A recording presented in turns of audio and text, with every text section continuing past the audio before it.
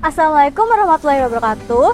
Halo teman-teman, siap? Kembali lagi di edisi Edukasi Inspiratif Hima PAUD Vol 2. Di edisi sebelumnya kita sudah membahas tentang manajemen waktu dalam produktivitas. Kali ini kita akan lanjut ke pembahasan yang gak kalah menarik nih. Betul banget, dalam edisi kali ini kita akan membahas tentang membangun habit positif dalam pemanfaatan nilai waktu bersama Kak Zahrotunisa SPD.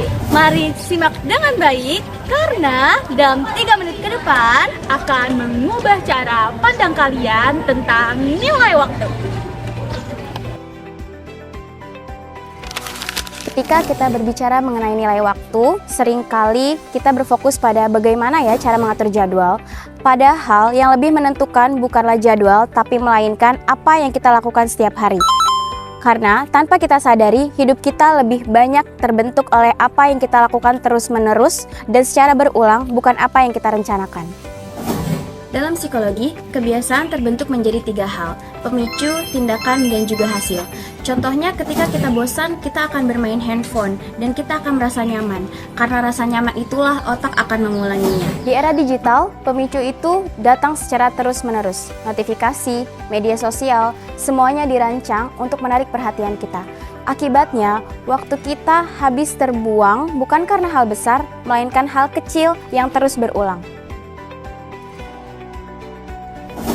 Memulai dari kebiasaan kecil atau micro habits, jangan langsung besar karena yang terpenting adalah konsisten, bukan intensitas di awal. Yang kedua, menggabungkan kebiasaan. Contohnya setelah kita bangun tidur, kita langsung melakukan aktivitas yang positif.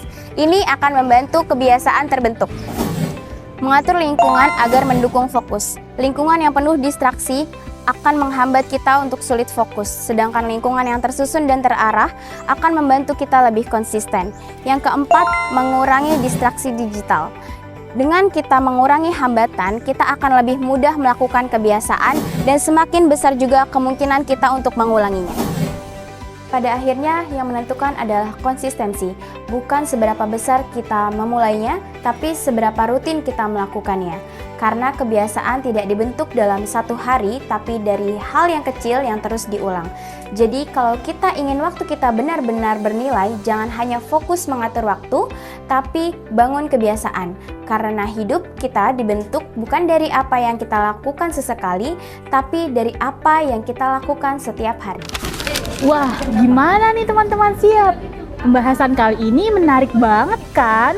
Iya, menarik banget. Ternyata yang paling berpengaruh dalam memanfaatkan waktu bukan hanya cara kita mengatur waktu saja, tapi kebiasaan yang kita lakukan setiap hari.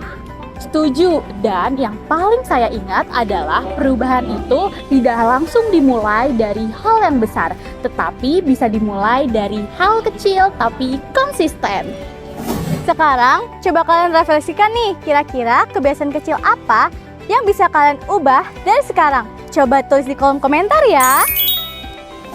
Terima kasih banyak kepada Kak Zahrotunisa SPD atas ilmu bermanfaat yang telah disampaikan. Sampai jumpa, dan jangan lupa untuk terus mendukung channel Hima PAUD dengan cara Like, komen, dan subscribe. Wassalamualaikum warahmatullahi wabarakatuh. Dadah.